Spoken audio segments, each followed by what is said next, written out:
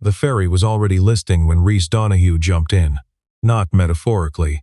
Not the way people say someone jumped in when they mean they volunteered or stepped up. He literally jumped off the dock railing into the water in November in the St. Lawrence River outside Brockville, Ontario, where the current runs cold enough in late autumn that your muscles stop working properly about 90 seconds after contact. He didn't think about it. That was the thing people kept asking him afterward, and he kept giving them the same answer, and they kept not believing him. Didn't you think about your daughter? Didn't you think about yourself? And the honest answer was no. He saw the ferry tilting at an angle that didn't make sense. He saw people in the water. He saw a woman clinging to a piece of railing that was already sinking, and his body was in the river before his mind had formed an opinion about it. Rhys was 38 years old. He worked as a site foreman for a mid-sized construction company out of Kingston. He had calloused hands and a bad shoulder from a fall on a job site 3 years earlier, and he had a 9-year-old daughter named Bea, who was waiting for him at home with his mother because I'd been out at a weekend supply meeting in Brockville that ran longer than expected. He was supposed to be back by 6. It was 4:15 when the MS Rideau Queen, a small passenger and vehicle ferry that ran across a narrow channel near the Thousand Islands, hit a submerged debris field left by a summer storm and took on water faster than its bilge pumps could handle. He reached the woman in maybe 2 minutes of hard swimming. She was losing her grip. The railing piece she was holding had taken on water and was angling downward, and her fingers were white, and she was breathing in short, useless gasps that weren't pulling enough oxygen in. She looked at him when he grabbed her arm, and her eyes were completely blank, the kind of blank that isn't calm. That's actually the opposite of calm. That's what happens when fear gets so large it cancels itself out. "I've got you," he said, which was possibly optimistic. He didn't entirely have her. He had one arm around her and one arm trying to keep them both afloat, and the current was working against him, and his shoulder, the bad one, was already sending warning signals up his neck that he chose to ignore. It took 11 minutes to get her to the dock. He knew that later because a witness timed it. It felt like it took about 4 hours. He got her onto the dock, and the paramedics took over, and someone wrapped a foil blanket around him, and he sat on a wooden piling and shook and for a while, not from cold, or not only from cold, and then he called his mother and said he'd be home late and not to worry, which was the sort of thing you said when you didn't want to explain the full situation over the phone.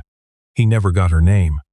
He meant to ask. There was a confusion of paramedics and emergency response, and someone from the ferry company, and at some point, he gave a statement to an OPP officer, and by the time he looked around for her, she was in an ambulance that was already moving. He drove home with the heat cranked all the way up and still couldn't get warm. Sable Renwick found out she'd almost died about 30 seconds after she almost died. That was how it felt, at least. One moment she was holding onto that railing with everything she had, and the next there was a man in the water next to her, and then there was a dock, and then there were paramedics, and then she was in the back of an ambulance. And a woman with kind eyes was checking her pupils with a pen light and asking her questions she kept answering wrong. What year was it? Who was the prime minister? Could she tell them her name? And she kept getting distracted, kept trying to look back toward the dock, kept asking about the man. There was a man, she said. He came into the water. We have people on scene, the paramedic said, which wasn't really an answer. He came from the dock. He didn't have to do that. I need to know if ma'am. What's your name? Sable. Her name was Sable Renwick. She was 41 years old. She was the managing director of a mid-sized private equity firm headquartered in Toronto. She had been on the ferry because she'd spent the weekend at her family's property on Wolfe Island and had decided, somewhat impulsively, to take the scenic route back via Brockville rather than driving straight through Kingston. She had been standing near the railing on the passenger deck, looking at the water and thinking about nothing in particular, which was something she almost never got to do. And then the boat had moved in a way boats were not supposed to move, and then she was in the river. She was in the hospital in Brockville for 2 nights. Mild hypothermia, a laceration on her forearm from the railing, bruised ribs. Her assistant drove down with a bag and her laptop and tried to hand her a stack of documents to review. And Sable looked at the stack for a long moment, and then set it on the chair next to the bed and didn't open it. She asked the hospital if they had information about the man who had pulled her out. The hospital said they couldn't share patient information. She asked the OPP and they said they'd pass along her message if she left her contact details. She left her contact details. No one called. She went back to Toronto. She went back to work. She sat in meetings and reviewed term sheets and signed off on acquisition analyses, and functioned perfectly normally from the outside. But she'd started doing something she hadn't done in years, which was lie awake at night not thinking about work. Instead, she thought about water, about the specific quality of the cold, about hands on her arm, about the fact that someone had come into that water voluntarily for her, and she didn't even know his name. She hired someone to find him. Not in a strange way, she was clear with herself about that, just a background search firm she sometimes used for due diligence. It took them 8 days. Reese Donahue, 38, site foreman, Kingston area. One daughter, 9 years old, mother deceased. His wife had died of an aggressive ovarian cancer 4 years ago, 18 months after diagnosis. No criminal record, good credit history, or it had been good, until about 14 months ago, when the construction company he worked for lost 3 major contracts in a row following a legal dispute with a municipal developer, and his hours had been cut and the mortgage on his house. A modest split level in a small town called Sealy's Bay, about 40 minutes outside Kingston, had started to go sideways. The firm's report used professional language. Delinquent on mortgage payments, currently in pre-foreclosure proceedings. Sable read that line 3 times. She didn't call him right away. She sat with it for 2 weeks, which was unusual for her because she was not someone who sat with things. She made decisions fast, moved on them fast, slept soundly. The sitting was new. She wasn't sure what she was afraid of. That he'd be strange, maybe. That it would be awkward. That whatever she felt obligated to do, say thank you, at minimum, do more than that ideally, would land wrong, would feel like charity, would embarrass him in a way that turned something that should be uncomplicated into something painful. She called him on a Tuesday morning in February. He picked up on the 3rd ring. "Donahue, my name is Sable Renwick," she said. "You don't know me, but I think you pulled me out of the St. Lawrence River in November." There was a pause. The ferry, she said. Another pause. Longer. "How did you get this number?" Reyes had thought about the woman from the ferry maybe a dozen times since November, wondered if she was all right. Eden looked down at her hands. Wondered if she'd gotten her bearings again. There was something about the look in her eyes that had stayed with him, that particular blankness, and he'd sometimes wake up at 3 in the morning with the cold of the river still in his body and think about whether she still woke up like that. He had not thought about her calling him. He had especially not thought about her calling him on a Tuesday morning in February, when he was standing in his kitchen trying to get B to eat something before school, while simultaneously reviewing a text from his site manager about a delivery delay and trying not to think about the letter from the mortgage servicer that was sitting on the counter under the fruit bowl, because he couldn't deal with it yet. "I just wanted to say thank you," she said. "In person, or, well, not in person. On the phone, I wanted to say it properly." "You don't have to," he said. "I know I don't have to. He stopped. B was looking up at him from the table with an expression of 9-year-old curiosity that meant she was going to ask who he was talking to. He turned toward the window. "It wasn't a decision I made. I'm not saying that to be modest. I just didn't think about it. You were in the water and I went in. That's all." "I know," she said. That's actually the part I keep thinking about." He didn't know what to say to that. "Can I ask you something?" she said. "Go ahead. How are you doing? You and your... I read there was a daughter?" He was processing the fact that she apparently knew things about him, which should probably have unsettled him more than it did. "We're fine," he said. It was not, strictly speaking, true. They were managing. There was a difference. "Okay," she said. She seemed to hear something in the pause that he hadn't intended to put there. "I won't keep you. I just needed you to know that I know what you did, and I'm grateful. That's all." "Okay," he said. "Goodbye, Mr. Donahue." "Reese," he said, before he could think about why. "It's just Reese." A small pause. "Goodbye, Reese." She hung up. He stood at the window for a moment, looking at the yard, at the snow still covering everything, at the way the light hit the white in a way that was almost too bright to look at directly. Then Bea said, "Dad, who was that?" And he said, "Nobody, just work," which was not true but was the closest available answer. He should have been grateful when they called it a modification option. The mortgage servicer's representative had a voice that was professionally sympathetic in a way that communicated no sympathy whatsoever, and she used the word unfortunately 4 times in 8 minutes, and what she was telling him, wrapped in all that corporate softness, was that his modification request had been denied. The bank, Meridian Trust, a mid-sized lender that had been bought by a larger financial services company 18 months ago, and had since adopted the larger company's appetites, had assessed his file and determined that his income was too uncertain to qualify for a restructured payment plan. What that meant, she said, was that they would be proceeding with the foreclosure timeline. Reese stood in the kitchen where he seemed to do all the bad receiving of news and asked her what his options were. She listed them. He could bring the account current, which meant coming up with roughly $23,000 he did not have. He could sell the property, which was theoretically possible, but the market in his area was soft, and the timeline was tight, and he'd likely lose equity he couldn't afford to lose. He could consult a lawyer about filing for protection under the Bankruptcy and Insolvency Act, which had its own implications for his employment and his credit and his ability to get the kind of bonding that construction foremen sometimes needed. "And if I do nothing?" he asked. She explained what happened if he did nothing. He already knew, but he let her explain it. Sometimes you needed to hear the worst version of something out loud to stop being afraid of it. He had the conversation on a Thursday. He didn't tell his mother. He didn't tell anyone at work. He told Bea that evening that they might need to move to a different house, said it the way he said other hard things to her, straightforward, and without too much softness because she was a straightforward child who respected being treated like she could handle facts, and she had looked at him with her mother's dark eyes and said, "Is it because of money?"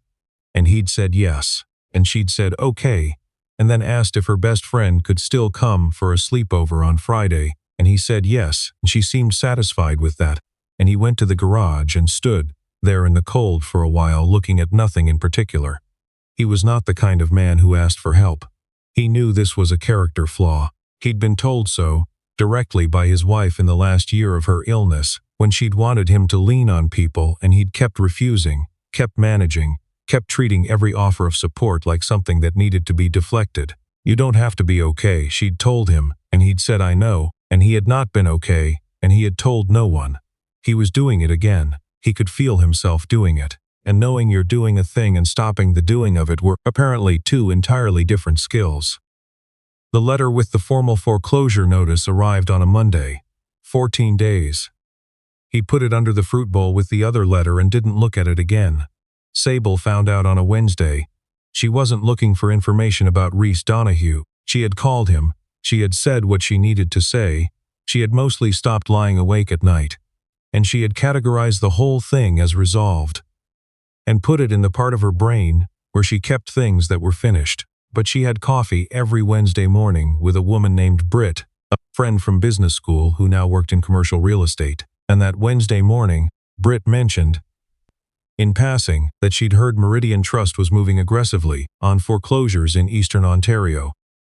The new parent company was cleaning up the balance sheet, apparently squeezing what they could before the end of the fiscal quarter, and Sable had gone still in a way that Britt noticed. "You know something about Meridian?" Britt asked. "Not exactly," Sable said. She went back to her office. She called the research firm. 24 hours later, she had confirmation. Meridian Trust held Reese Donahue's mortgage. Meridian Trust was in the process of foreclosing on it. She had 2 documents open on her monitor simultaneously, the research file and Meridian Trust's most recent quarterly filing, and she was reading them the way she read everything, fast and thorough, pulling out the numbers that mattered. Meridian Trust was not in good shape.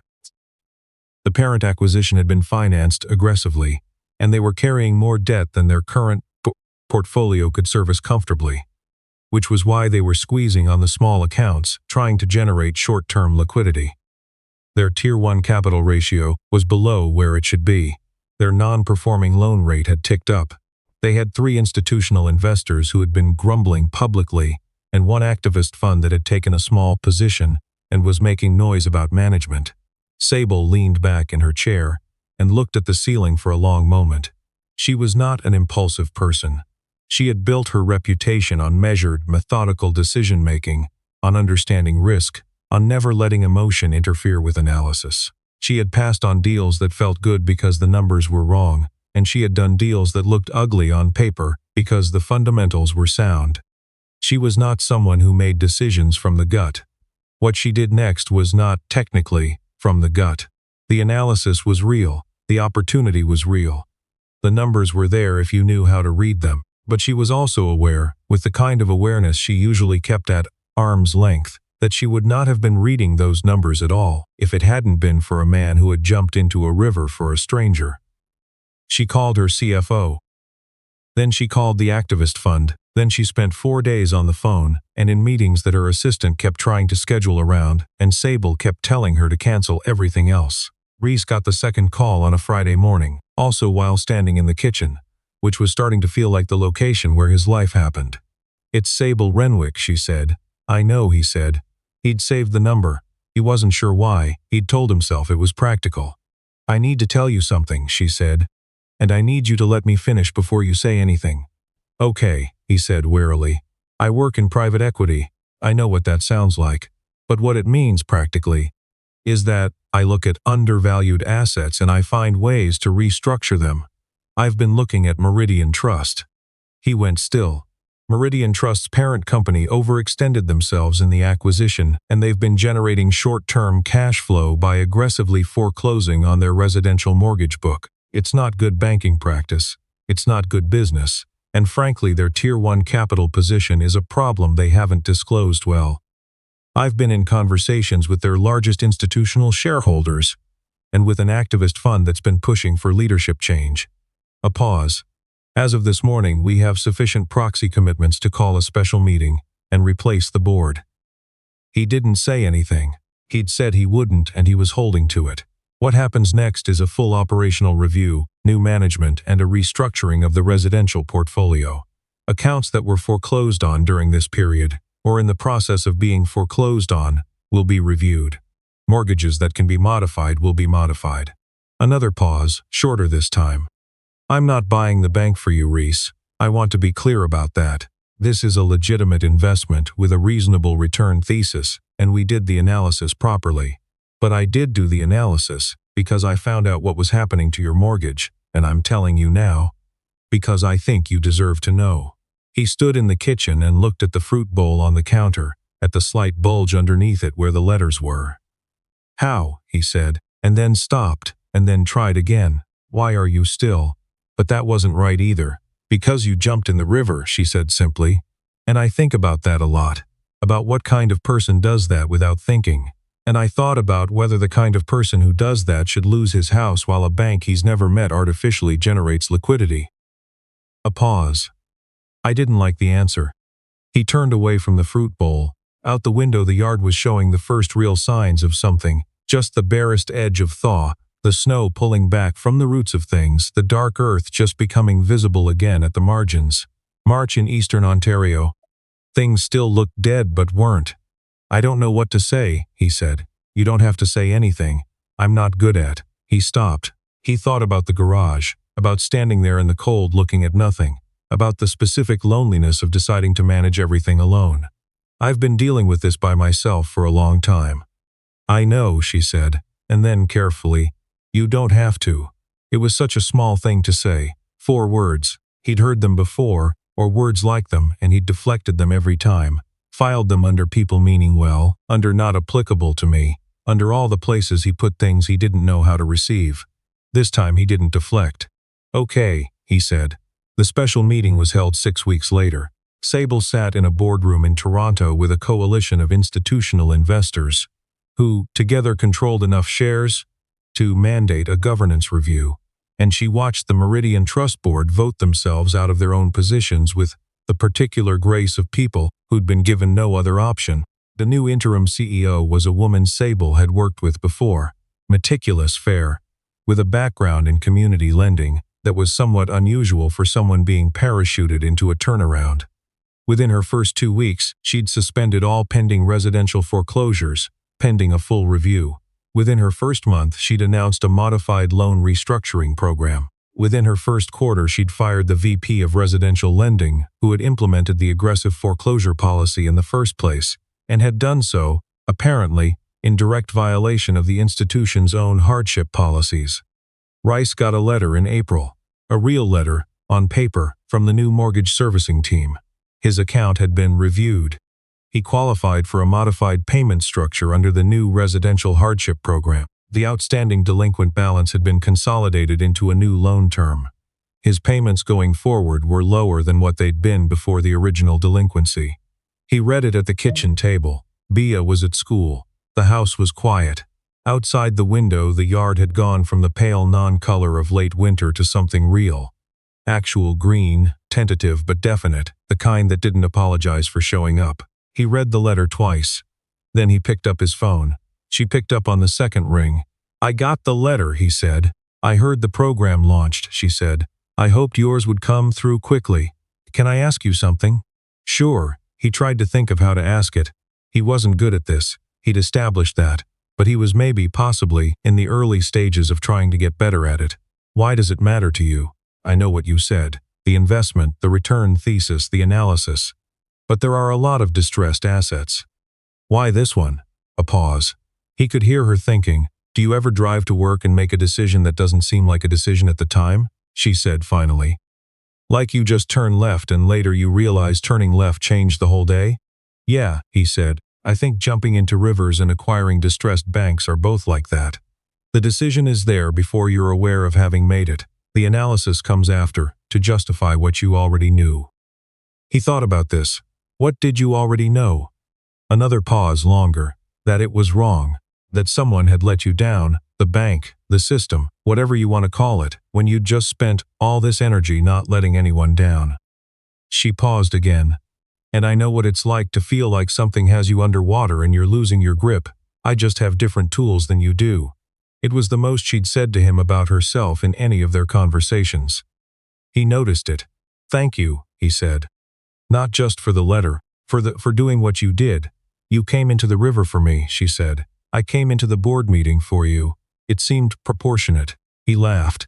He hadn't laughed in he didn't know how long. It felt strange in his chest the way things feel when they haven't been used in a while. Not bad, just unfamiliar.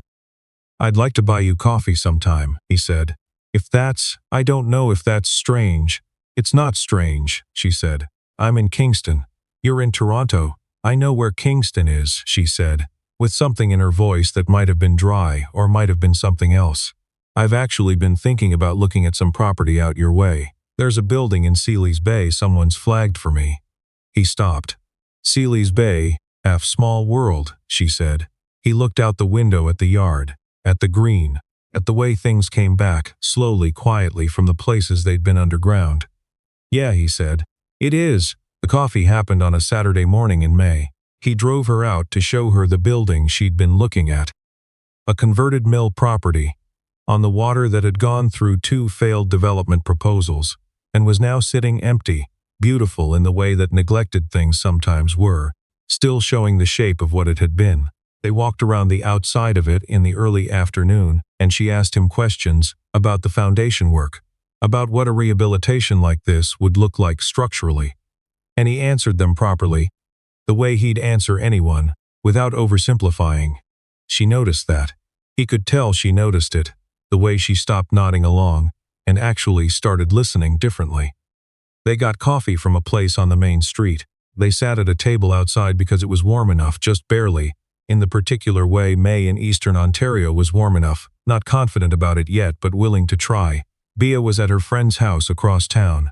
The street was quiet. Somewhere down the block, someone was cutting grass for the first time of the year. "Can I ask you something?" Sable said.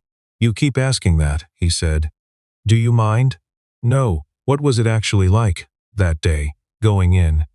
He thought about how to answer it honestly.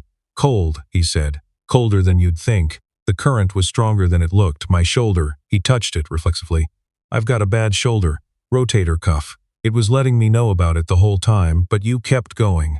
"I was already in," he said. Stopping didn't make a lot of sense at that point. She smiled. It was a real one. He'd been learning to tell the difference, in the way you learned these things without meaning to. "You make everything sound like it's just logic," she said. "Like the alternative wasn't rational." "What's the irrational version?" "Someone who isn't you," she said, "doesn't jump." He looked down at his coffee. I used to be braver, he said. Before Bia's mom. Before all of it. I used to think I could do anything, that things would work out, that if you just kept going it would be fine. He paused, and then things stopped being fine, and I stopped trusting myself. Got very internal, stopped asking for things, stopped letting people in. He looked up, but I still jump into literal rivers apparently, just not into anything that requires trusting another person. She was quiet for a moment. The lawnmower down the street had stopped. I'm the opposite, she said. I trust people's numbers immediately and their actual selves almost never. I can read a balance sheet in 30 seconds, and I can tell you the risk factors and the upside. But I sat on calling you for 2 weeks because I was afraid it would land wrong. A pause, which is a strange thing to be afraid of. Not really, he said. I almost died, she said flatly. I've been thinking about it differently since. About what I'm saving my trust for. There was something very direct about her. He'd noticed it from the first phone call. She said things other people would wrap in softening phrases. But it didn't feel harsh when she did it. It felt like respect, somehow. Like she thought you were capable of handling the actual truth. You're doing it again, he said. Doing what? Saying the thing directly. She considered this. Is that bad? No, he said. It's really not. They stayed at the table until the afternoon started to soften into evening, talking about the building, about Bia, about the particular complications of trusting people from inside the habits that made you not trust them, and the coffee went cold and neither of them moved to get more. The street stayed quiet. The green in the trees was the bright, certain green of early May, the kind that was still surprised at itself. A kid on Cabana bicycle went past once and then again, circling, the way kids on bikes do when the afternoon is good and there's no reason to stop. Reese drove her back to her rental car, outside the mill building at 6:30. She stood beside the car for a moment before getting in. The building's good, she said. I think the bones are there. They are, he said. It's been waiting for the right person to see it. She looked at him. That direct look she had, the one that didn't look away. Yeah, she said quietly. Sometimes things do that. She drove back toward the highway. He stood in the gravel parking lot and watched the car until it was gone. And then he stood there a little longer in the early evening, with the river just visible through the trees and the light going warm and long on everything, on the mill building, and the water and the maples that were fully out now. And the air had that quality it gets in May in Ontario that's hard to describe and impossible to forget. The smell of things growing that have been waiting a long time to start. He had a bad shoulder. He had a daughter who asked good questions. He had a mortgage that wasn't trying to kill him anymore, and a house where the yard was green, and a phone with a number saved in it that he'd told himself was practical. He stood there in the gravel and thought about jumping. About how you didn't think about it. About how the decision was there before you were aware of having made it.